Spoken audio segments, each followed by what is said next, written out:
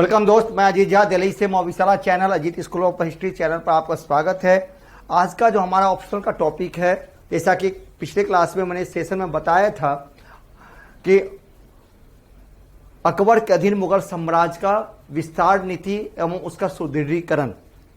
तो पिछले क्लास में हमने बताया था उसकी भूमिका के बारे में और योजनाओं के संबंध में मैंने चर्चा किया था। और आज जो हमारा टॉपिक है, तो अकबर के विस्तार नीतियां, साम्राज्य विस्तार की जो नीतियां थी और जिसके आधार पर उन्होंने अपने साम्राज्य का एक मजबूती आधार प्रदान किया, उस पर हम चर्चा करेंगे। विस्तार नीति को पढ़ने के लिए इसको हम तीन चरणों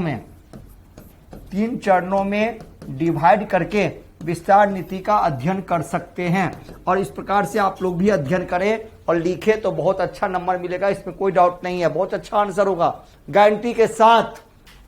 ठीक है। विस्तार नीति का जो पहला चरण है 1556 से लेकर के 1560।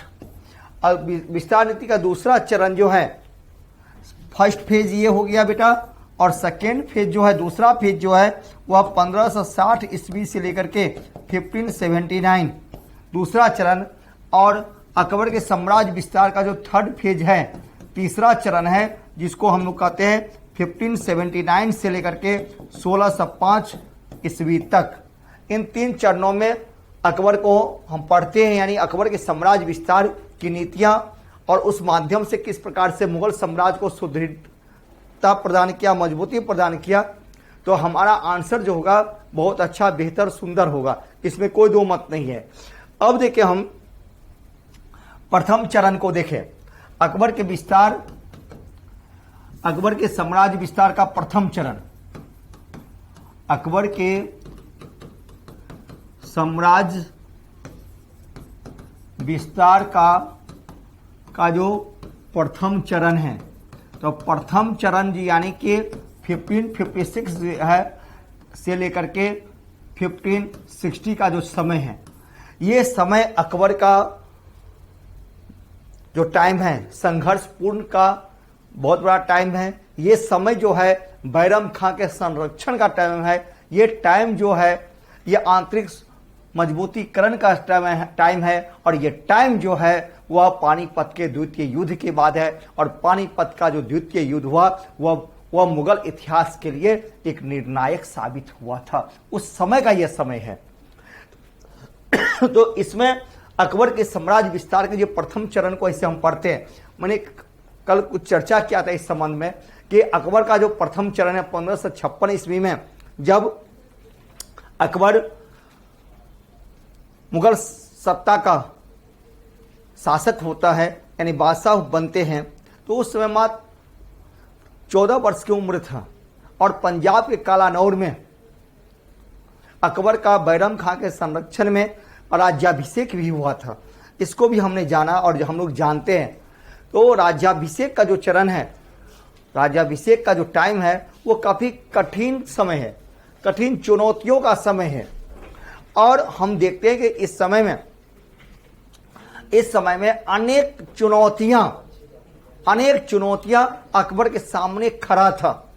आंतरिक चुनौतियां भी थी और बाहरी चुनौतियां भी थी अनेक। उस समय 1556 में जिस समय वह विराजमान होता है, यानी सत्ता को अपने अधीन लेता है, उस समय मुगल साम्राज्य जो था आंतरिक बाहरी अनेक रूपों से, राजनीतिक रूप में भी, सामाजिक रूप में भी, प्रशासनिक रूप में भी, और आंतरिक कुछ आंतरिक जो कलह था उस रूप में भी घिरा हुआ था। यानी कि उसमें काफी उसका वातावरण जो था काफी गंदा हो चुका था।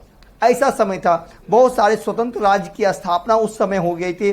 जैसे हम देखते हैं मध्य एशियाई राज्य की तरफ देखते हैं, किसी और का ध्यान है, काबुल, कंधार पर किसी अन्य राज्य का निगाहें हैं। तो हम ये भी देखते हैं कि बहुत स्वतंत्र राज्य का उदय हो गया था। सिंध, मुल्तान के साथ साथ अनेक स्वतंत्र राज्य की स्थापना इस समय हुई थी। ग्वालियर, मालवा, बिहार, अब बंगाल जैसे क्षेत्रों में अफगानों की शासन व्यवस्था थी। वहीं दूसरी तरफ हम देखते हैं कि मेवाड़, जैसलपुर, बूंदी, मारवाड़ में स्वतंत्र राज स्थापित हो चुका था और राजपूताना जो था अपने शक्ति को धीरे धीरे बढ़ा रहे थे। उसका कारण क्या था कि मुगल उस समय कमजोर था, मुगल कमजोर पड़ चुका था। ये होगा ही, यदि केंद्रीय सत्ता कमजोर होगा तो निश्चित रूप से छोटे छोटे राज्य का उदय होता है, विस्तार होता है, वो अपने साम्राज्य की विस्तार नीति करते हैं। ये बात यहां भी हम देखते हैं। इसके अलावा जैसे आपसी स्वतंत्र राज्य जो थे, जो आपस में संघर्ष करते थे, आपस में प्रतिस्पर्धाएं उनमें था, आपसी प्रतिस्पर्धा था।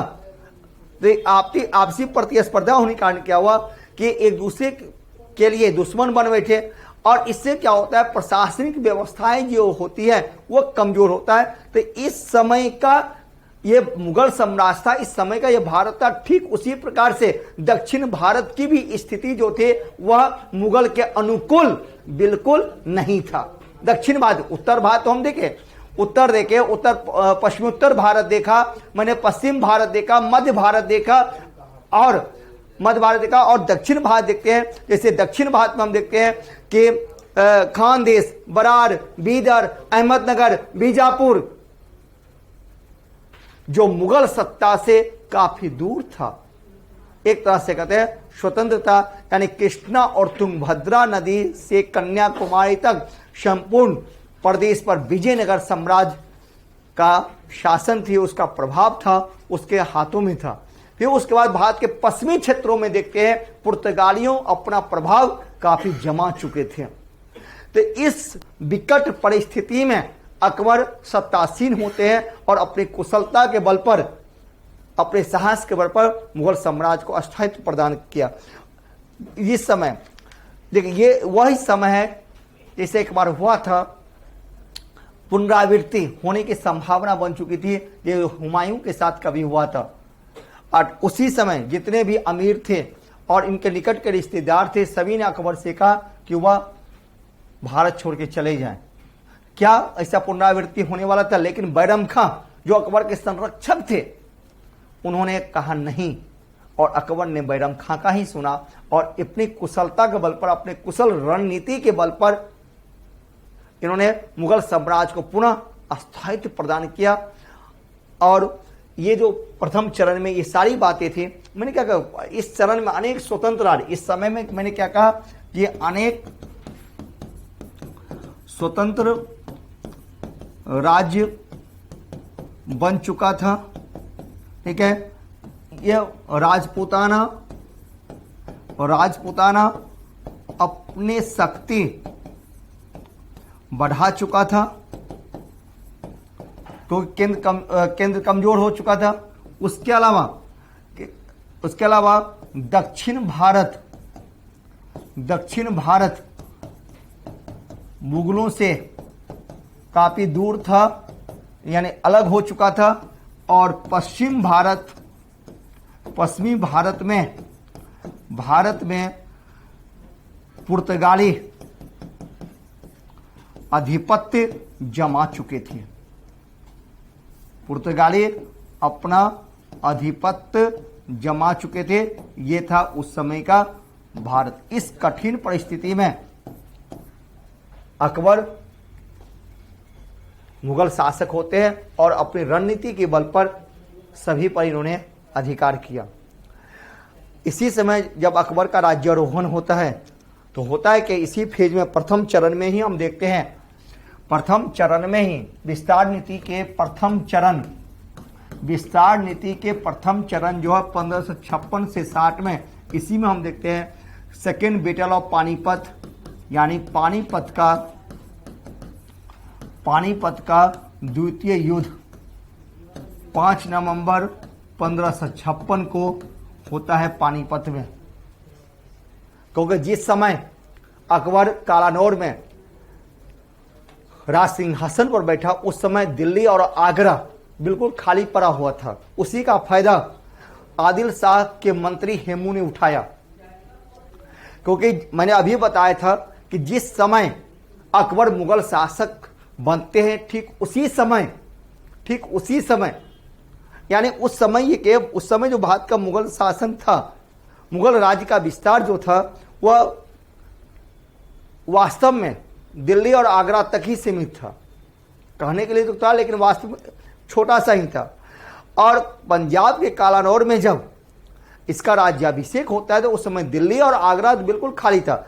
उसी का फायदा आदिल शाह के मंत्री बैरम ने उठाया, और बैरम ने आदिल शाह के मंत्री हेमू ने,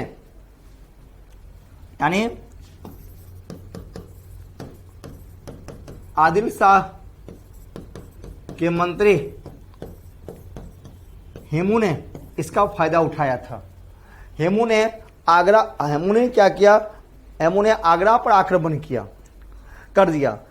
हेमू जो था एक महत्वाकांक्षी व्यक्ति था, काफी महत्वाकांक्षी व्यक्ति था, और वह वहां के मुगल गवर्नर, मुगल सूबेदार उसको पराजित किया।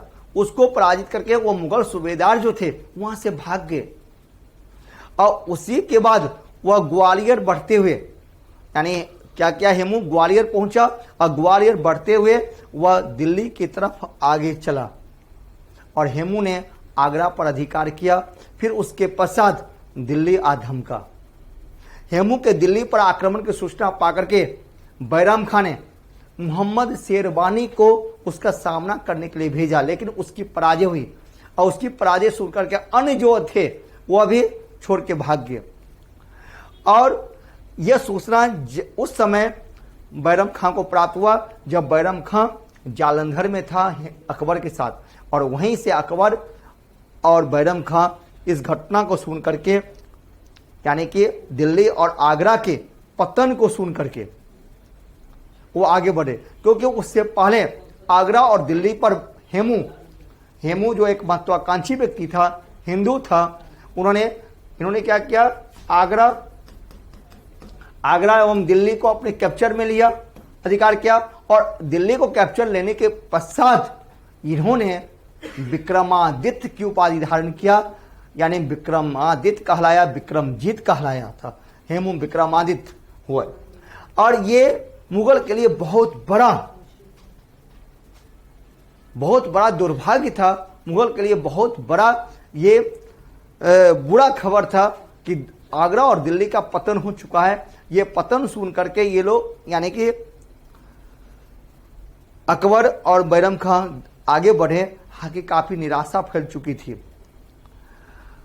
अनेक उस समय के दरबार के अमीरों ने अकबर को कहा कि वह काबुल वापस लौट जाएं, क्योंकि उस समय की परिस्थिति जो थी अकबर के प्रतिकूल था, काफी भयावह था।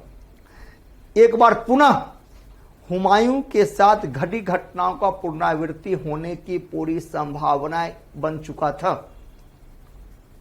लेकिन इस बार अकबर और उसके संरक्षण बैरम खान ने इस परिस्थिति पर विजय पाने के लिए ठोस रणनीति भी बनाया और उसे मुकाबला करने का तैयार भी हुआ। शांत नहीं बैठा, लेकिन दूसरी तरफ जब ये योजना बना रहे थे तो हेमू भी अपने अगले विस्तार नीति को आगे बढ़ा रहा था। दिल्ली और आगरा पर अधिकार करने के पश्चात उसकी सेनाएं की एक टुकड़ी पंजाब पर भी आक्रमण करने के लिए भेजा, और इस तरह से एक जो दोनों तरफ से विस्तार नीति होती है, यानी एक तरफ से मुकाबले की नीति होती है, दूसरी तरफ हेमू का विस्तार नीति होता है। इसी क्रम में 5 नवंबर 1556 ईस्वी को पानीपत का द्वितीय युद्ध हुआ, और पानीपत का द्वितीय युद्ध यानी हेमू वर्सेस मुगल का नेतृत्व यहाँ पर बैरम खां कर रहे थे, और इस युद्ध में हेमू की पराजय हुई।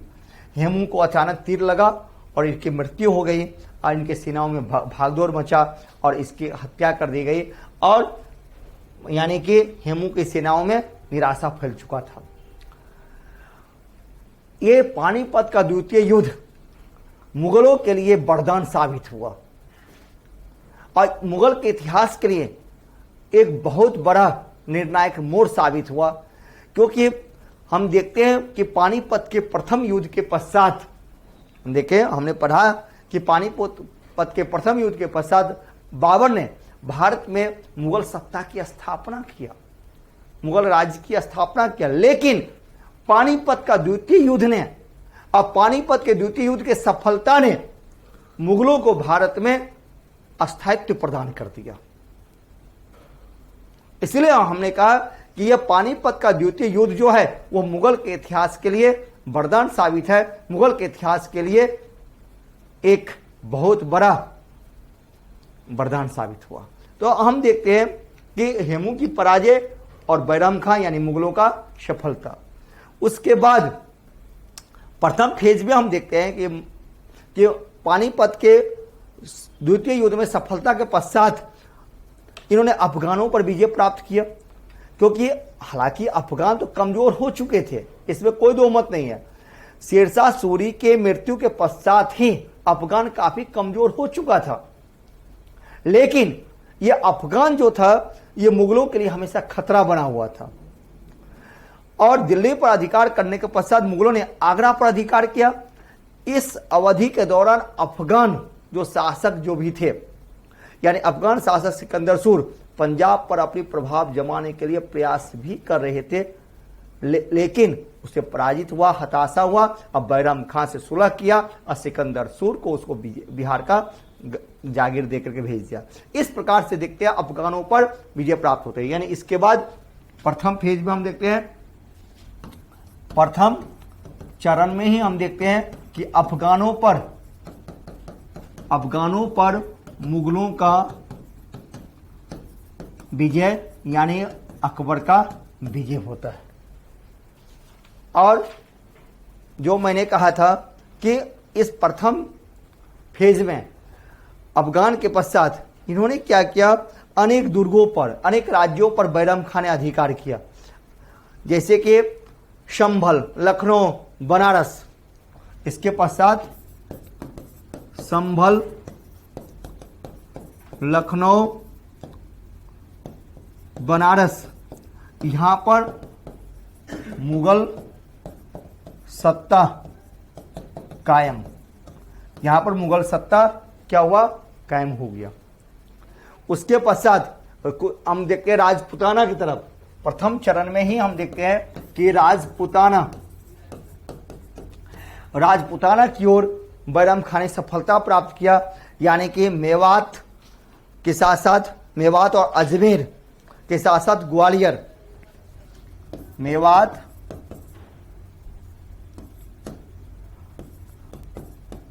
जयपुर के साथ साथ इन्होंने मध्य प्रदेश के ग्वालियर पर भी मुगल सत्ता को कायम कर लिया था। और इस प्रकार से हम जब देखते हैं कि अकबर के इस प्रथम चरण में जो अकबर का साम्राज्य विस्तार जो होता है वह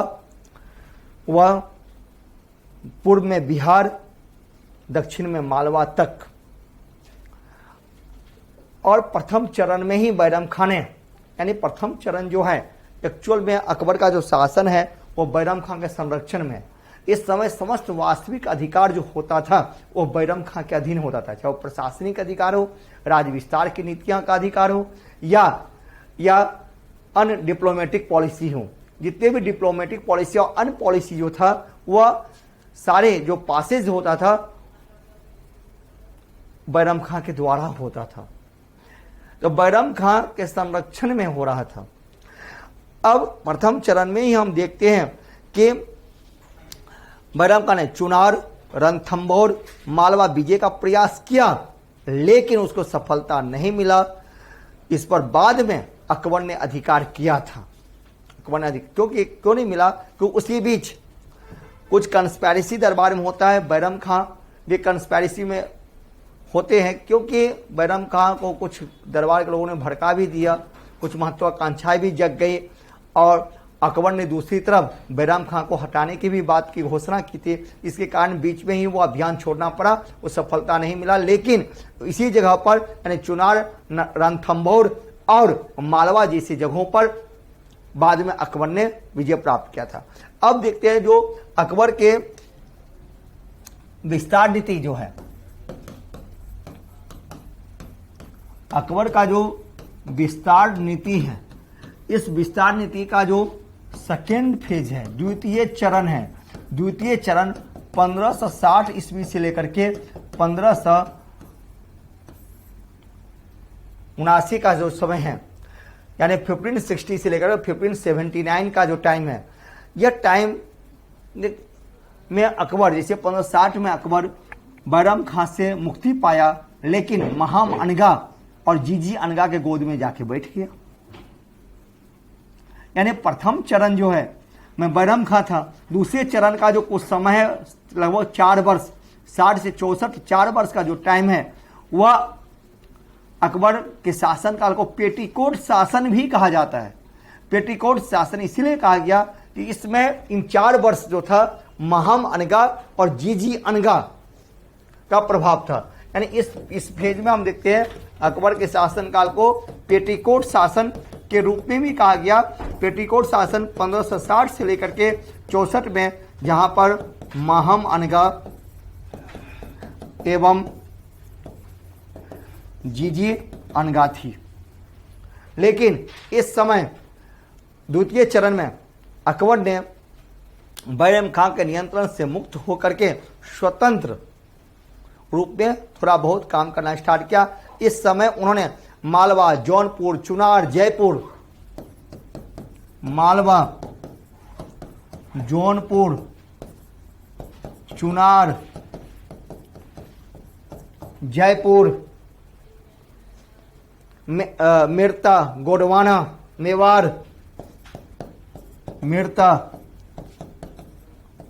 गोंडवाना, मेवाड़ के साथ साथ रणथंबोर, कालिंजर, रणथंबोर, कालिंजर, गुजरात, इन सभी पर सफलता प्राप्त करके मुगल साम्राज्य का विस्तार कर दिया। जैसे मालवा, बैरम खां के प्रयासों से मुगल राज की सीमा मालवा तक पहुंच चुकी थी। प्रथम चरण में ही मालवा अफगानों के प्रभाव में था। अकबर के समय में मालवा का शासक बाज बहादुर थे, जो एक संगीत प्रिय थे, संगीत महान व्यक्ति थे, और उसकी जो प्रेयसी जो थी रूपमती थी। और बाज बहादुर और रूपमती के प्रेम प्रसंग काफी चर्चा में रहा, काफी विख्यात भी रहा। और बाज बहादुर संगीत और रूपमती से इतने प्रभावित थे कि उनका ध्यान राजकाज की तरफ कभी जाता ही नहीं था। यानी राजकाज की तरफ वो ध्यान देते ही नहीं थे। फलतः मालवा विजय करना अकबर के लिए सुगम था।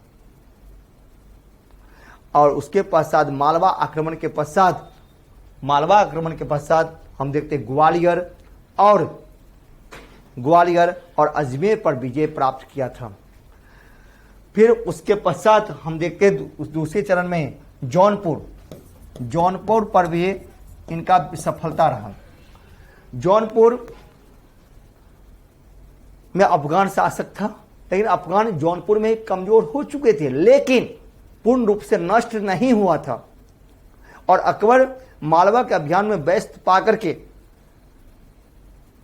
आदिल शाह सूर्य के पुत्र शेर खान ने जौनपुर पर आक्रमण किया, और अकबर ने जौनपुर के सूबेदार खान जमा को तत्काल सैनिक सहायता के लिए भेजा था।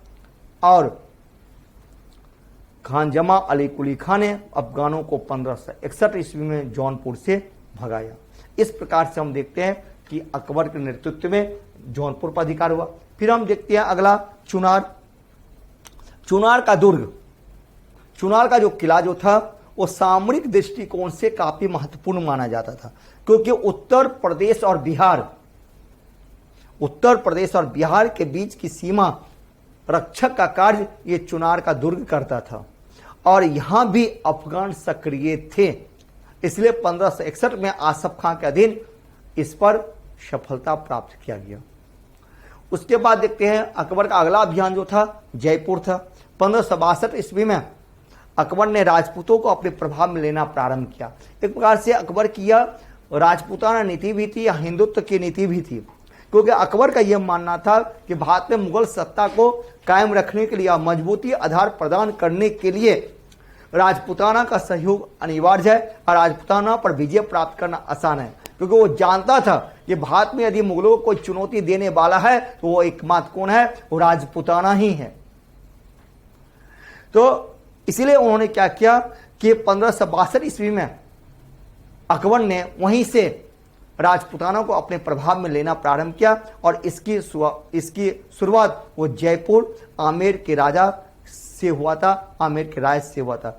और हुआ क्या था, जब 1562 ईस्वी में अकबर अजमेर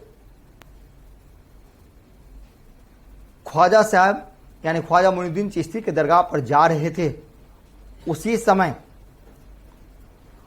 समय राजा भारमल स्वागत के लिए आते हैं और राजा भारमल और अकबर के मध्य एक संधि होती है और उसी के पश्चात उनके पुत्री का विवाह, ये कह सकते हैं हम यहाँ के ये मैट्रिमोनियल अलायंसेस था, यानी वैवाहिक संधियां थी।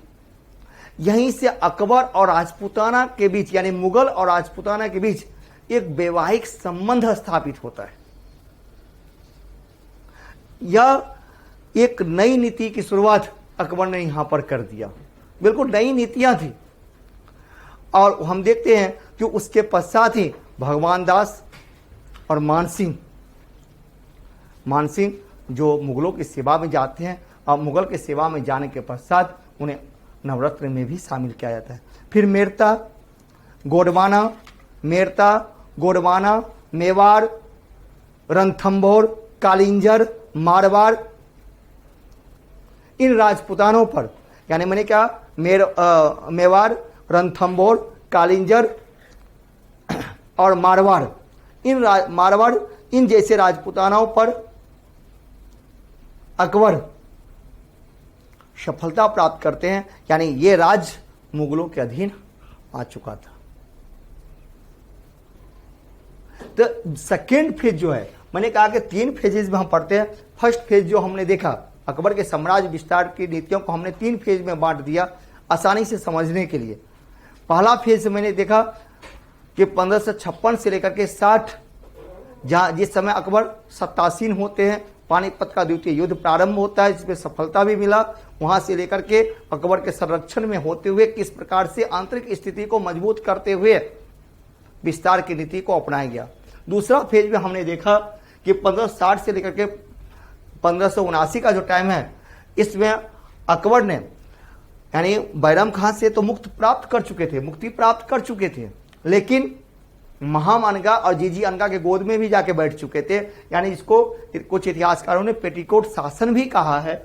और लेकिन उसी सेकेंड फेज में, द्वितीय चरण में अकबर ने अपने विस्तार नीति को आगे बढ़ाते हुए मालवा, जौनपुर, चुनार, जयपुर, मेरता, गोडवाना, रणथंभौर, कालिंजर, गुजरात और जौनपुर जैसे राज्यों पर मुगल सत्ता कायम करते हैं। इस तरह उत्तरी भारत हमने देखा, मध्य भारत देखा और पश्चिमी भारत के बारे में मैं पहले चर्चा कर चुका था कि उस समय पश्चिमी भारत में पुर्तगाली अपने प्रभाव जमा चुके थे। गुजरात, अब गुजरात अभियान जो है, गुजरात अभियान भी अकबर का द्वितीय चरण का ही भाग है। अपने राजपूताना विजय के पश्चात अकबर अपना ध्यान भारत के पश्चिमी क्षेत्र यानी गुजरात पर दिया, जहां पर जिस क्षेत्र वहां से होकर के उसके नीचे मालाबार क्षेत्रों में पुर्तगालियां अपना प्रभाव स्थापित कर चुके थे और कुछ पहले से वहां पर अन्य अफगान भी थे। और वह प्रभाव जो थोड़ा सा जो क्षेत्र जो था, मालाबार का जो क्षेत्र था, वह विजयनगर के अधीन भी कभी हुआ करता था। तो इस प्रकार के वहां की भी जो स्थिति, राजनीतिक स्थिति जो थे, वह सुगम नहीं था, आसान नहीं था। इसको सुलझाने के लिए और सुलझा करके मुगल में शामिल करने के लिए अकबर का जो अभियान होता है वो गुजरात पर होता है। और गुजरात अभियान जो है उसको जो हम देखते हैं, गुजरात के शासक थे बहादुर शाह, और बहादुर शाह की मृत्यु के पश्चात वहां की राजनीतिक स्थिति काफी दयनीय हो चुका था। वहां के तत्कालीन शासक जो थे मोहम्मद शाह तृतीय, वह राजनीतिक षड्यंत्र के शिकार हो चुके थे, जिससे क्या हुआ कि गुजरात दरबार में अनेक गुटबंदियां पैदा हुई, अनेक गुटों में दरबार बट गया। कुछ संतुष्ट भी थे, कुछ असंतुष्ट थे, और असंतुष्ट दल जो थे इसी आंतरिक अव्यवस्था का लाभ उठा करके कुछ सरदारों की सहायता से गुजरात के कुछ भागों पर अधिकार करना प्रारंभ किया, और इस स्थिति का लाभ उठाकर पुर्तगालियों ने भी, जो पुर्तगाली व्यापारी थे, पुर्तगालियों ने भी अनेक महत्वपूर्ण बंदरगाहों पर कब्जा करना प्रारंभ किया। क्योंकि उस समय वहां के जो शासक जो थे, मैंने कहा मोहम्मद शाह तृतीय, जो एक अव्यवस्था के शिकार बन चुके थे, वो नाम मात्र के थे, काफी कमजोर थे। वास्तविक बात यह था, जो महत्वाकांक्षी और कुचक्री सरदारों के हाथों वह एक कठपुतली बने हुए थे। तो राज्य का जो प्रशासनिक व्यवस्था जो था वो बिल्कुल नष्ट हो चुका था, जनता उनसे पीड़ित हो चुके थे। ऐसी स्थिति में अकबर के लिए भी गुजरात पर सफलता प्राप्त करना, विजय प्राप्त करना आसान था, क्योंकि प्रशासनिक व्यवस्था कमजोर थी। दरबार जो था अनेक गुटों में बटा हुआ था। असंतुष्ट दल जो थे, वह असंतुष्ट दल अब कुछ सरदारों की सहायता से राज्य के अन्य क्षेत्रों पर अधिकार करने में लगे हुए थे। दूसरी तरफ जो पुर्तगाली जो व्यापारी थे, अन्य बंदरगाहों पर अधिकार कर रहे थे, और इसी का लाभ अकबर ने भी उठाया। लेकिन अकबर को जो गुजरात विजय जो थी, प्रथम विजय, वह अस्थायी साबित नहीं हुआ, अस्थायी साबित नहीं हुआ था, क्योंकि अकबर वहां से वापस लौटते ही, ऐसे ही लौटे वापस कि कुछ मिर्जाओं ने, कुछ मिर्जा सरदार जो थे, मिर्जा सरदार अबसीनियाओं के साथ मिल करके, और पहले से जो अफगान वहां थे, अफगानों तीनों मिल गए, यानी अबसीनियाई, अफगान और मिर्जा तीनों ने मिलकर के पुनः मुगल के विरुद्ध विद्रोह प्रारंभ कर दिया। और उनको इस बात का भनक भी नहीं था कि अकबर की वापसी इतनी तेजी से हो सकता है। जब ये लोग कंस्पायरेसी मुगल के विरुद्ध कर रहे थे, अकबर को सूचना प्राप्त हुई, अकबर पुनः वापस मात्र 11 दिनों में वापस जाते हैं,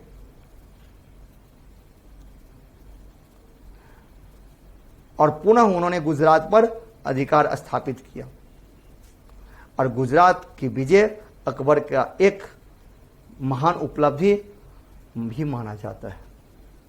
और उसके पश्चात बंगाल, बिहार में उन्होंने अफगानों का दमन किया। तो ये हम जो अध्ययन किया वह अकबर की विस्तार नीति का दूसरा फेज था। तीसरा जो फेज है, तीसरा फेज जो हमारा है वह है 1579 से लेकर के 1605 अकबर के विस्तार नीति का तृतीय चरण कहा जाता है, जिस पर हम लोग अगले क्लास में चर्चा करेंगे। आज बस इतना ही। बहुत बहुत धन्यवाद आप लोगों को। जय हिंद, जय भारत।